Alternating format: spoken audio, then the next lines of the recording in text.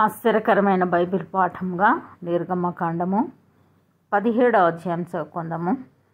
తర్వాత ఇశ్రాయేలీల సర్వసమాజము యెహోవా మాట చొప్పున తమ ప్రయాణములలో సీను అరణ్యం నుండి ప్రయాణమైపోయి రెఫీదీములో దిగిరి. ప్రజలు తమకు త్రాగ నీళ్లు లేనందున మోషేతో వాదించుచు త్రాగుటకు మాకు నీళ్ళిమ్మని అడగగా మోషే, మీరు నాతో వాదింపనేలా, యెహోవాను శోధింపనేలా అని వారితో చెప్పాను. అక్కడ ప్రజలు నీళ్లు లేక దప్పిగొని మోషే మీద సనుగుచు, ఇదెందుకు?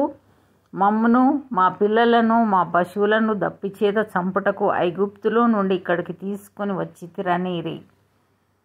అప్పుడు మోషే యెహోవాకు మొరపెట్టుచు, ఈ ప్రజలను నేనేమి చేయుదును? కొంతసేపటికి నన్ను రాళ్లతో కొట్టి చంపుదురనెను.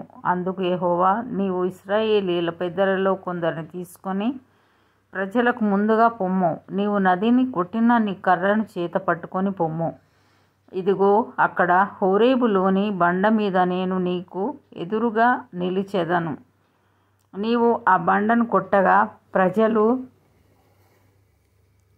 త్రాగుటకు దానిలో నుండి నీళ్లు బయలుదేరునని మోషేతో సెలవేయగా మోషే ఇశ్రాయేళ్ల పెద్దల కన్నుల ఎదుట అట్లు చేసెను. అప్పుడు ఇశ్రాయేలీలు చేసిన వాదమును బట్టి యెహోవా మన మధ్య ఉన్నాడో లేడో అని వారు యెహోవాను శోధించుటను బట్టి అతడు ఆ చోటికి మస్సాన్ అనియు మెరీబా అనియు పేర్లు పెట్టెను. తర్వాత అమాలేకీయులు వచ్చి రెఫీదీములో ఇశ్రాయేలీలతో యుద్ధం చేయగా మోషే యెహోషువతో, మన కొరకు మనుషులను ఏర్పరిచి వారిని తీసుకొని బయలువెళ్ళి అమాలేకీయులతో యుద్ధం చేయుము.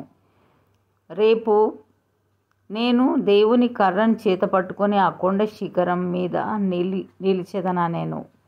యెహోషువ మోషే తనతో చెప్పినట్లు చేసి అమాలేకీయులతో యుద్ధమాడెను.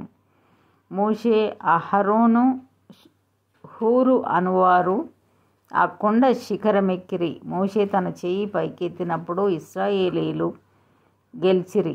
మోషే తన చెయ్యి దింపినప్పుడు అమాలేకీయులు గెలిచిరి.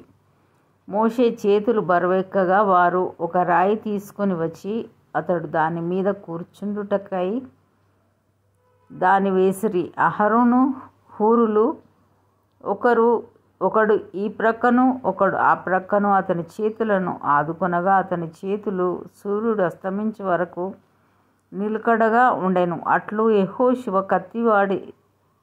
కత్తివాడి చేత అమాలేకు రాజును